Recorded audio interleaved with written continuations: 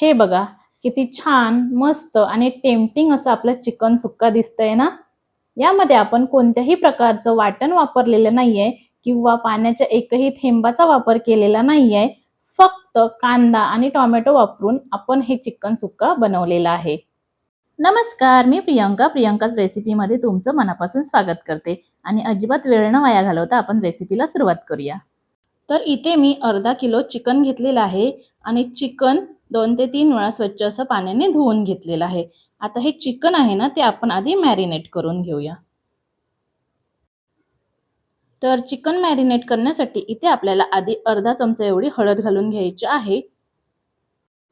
त्यानंतर अर्धा चमचा मीठ घालून घ्यायचं आहे. त्यानंतर इथे मी अर्धा लिंबू घेतलेला आहे आणि लिंबू छान असा आपल्याला पिळून घ्यायचा आहे. तर इथे मी अर्धा किलो चिकन घेतलेलं होतं म्हणून मी इथे अर्धा लिंबू घेतलेला आहे. जर तुम्ही चिकनचं प्रमाण जास्त घेणार असाल म्हणजे 1 किलो किंवा पाऊण किलो घेणार असाल, तर मग इथे आपल्याला 1 अख्खा लिंबू वापरायचा आहे. आता आपण हळद, मीठ आणि घातलेला लिंबू संपूर्ण असा चिकनला सगळीकडे लावून घ्यायचा आहे. व्यवस्थित असं चिकनला सगळीकडे हे हळद, मीठ आणि लिंबू चोळून घ्यायचं आहे. तर इथे संपूर्ण चिकनला छान असं हळद, मीठ आणि लिंबू सगळीकडे चोळून झालेलं आहे. आता आहे ना आपण याच्यावर झाकण ठेवायचं आणि हे चिकन आहे ना आपल्याला कमीत कमी 15 ते 20 मिनिटासाठी छान असं बाजूला ठेवून मॅरिनेट होऊ द्यायचं आहे. आता आपण आपला चिकन सुक्का जो बनवणार आहोत त्याची पुढची प्रोसेस सुरू करूया. तर इथे मी गॅसवर मोठी कढई ठेवलेली आहे आणि त्यामध्ये 2 मोठे चमचे एवढं तेल घालून घ्यायचं आहे. आता तेल हलकं गरम झालं की यामध्ये आपल्याला 2 मोठे आकाराचे कांदे छान असे बारीक चिरून घालायचे आहेत. कांदे जे आहेत ना आपल्याला शक्यतो जितके होईल तितके बारीकच चिरून घ्यायचे आहेत. कारण की आपण यामध्ये अजिबात वाटणाचा प्रकार करणार नाही आहोत. आणि हा जो कांदा आहे तोच आपल्या चिकन सुक्काचा बेस असणार आहे. तर छान असा कांदा आता आपल्याला परतून घ्यायचा आहे. अगदी ब्राऊन होईपर्यंत आपल्याला कांदा आपला हा परतून घ्यायचा आहे. आणि 2-3 मिनिटं झाल्याच्या नंतर आता यामध्ये आहे ना अद्रक आणि लसूणची पेस्ट घालून घ्यायची आहे. इथे मी अद्रक आणि लसूण खलबत्त्यामध्ये ठेचून घेतलेला होता. तर 7-8 लसणाच्या पाकळ्या आणि अर्धा इंच आलं इथे मी घेतलेलं होतं. तर अद्रक आणि लसूण जे आहे ते सुद्धा छान असं आपल्याला परतून घ्यायचं आहे. तर तुम्ही इथे बघू शकता छान आपला कांदा सुद्धा आपला इथे ब्राऊन झालेला आहे. त्यानंतर आता यामध्ये आपल्याला टोमॅटो घालून घ्यायचा आहे. तर इथे मी 2 मीडियम आकाराचे टोमॅटो सुद्धा बारीक असे चिरून घेतलेले आहेत. लक्षात ठेवायचं आपण यामध्ये आहे ना अगदी बारीक चिरून कांदा आणि टोमॅटोचा वापर करायचा आहे. त्यानंतर आपण आता यामध्ये चवीपुरतं मीठ घालून घेणार आहोत. आधी आपण मॅरिनेट करताना सुद्धा मीठ घातलेलं होतं. त्यामुळे मीठ जे आहे ते व्यवस्थित चवीनुसार घालायचं आहे. तर हे बघा इथे आपला टोमॅटो सुद्धा छान असा मऊसूत झालेला आहे. छान असा मऊसूत टोमॅटो शिजवून घ्यायचा आहे. आणि आता त्यानंतर यामध्ये आपण सगळे सुके मसाले घालून घेऊया. तर इथे मी 1 चमचा लाल तिखट घालून घेतलेला आहे. 1 चमचा इथे आपल्याला धना पावडर घालून घ्यायची आहे. आता माझं जे लाल तिखट आहे ना, त्याचं तिखटाचं प्रमाण बऱ्यापैकी खूप आहे. तर तुम्ही तुमच्या आवडीनुसार कमी जास्त इथे लाल तिखटाचं प्रमाण करू शकता. त्यानंतर वरतून मी 1 चमचा गरम मसाला घातलेला आहे आणि आता आपल्याला हे जे मसाले आहेत ना, ते छान असे 1 मिनिटभर हे कांद्या आणि टोमॅटोसोबत परतून घ्यायचे आहेत. तर तुम्ही बघू शकता बाजूला छान असं तेल सुटलेलं आहे. मसाले आपले छान परतले गेलेले आहेत. त्यानंतर आता यामध्ये आपण जे मॅरिनेट करून ठेवलेलं चिकन होतं ते घालून घ्यायचं आहे आणि मीडियम गॅस करून आता आपल्याला हे जे चिकन आहे ते छान असं परतून घ्यायचं आहे. मीडियम गॅसवर चांगलं आपल्याला 4-5 मिनिटं हे जे चिकन आहे ते छान असं परतून घ्यायचं आहे.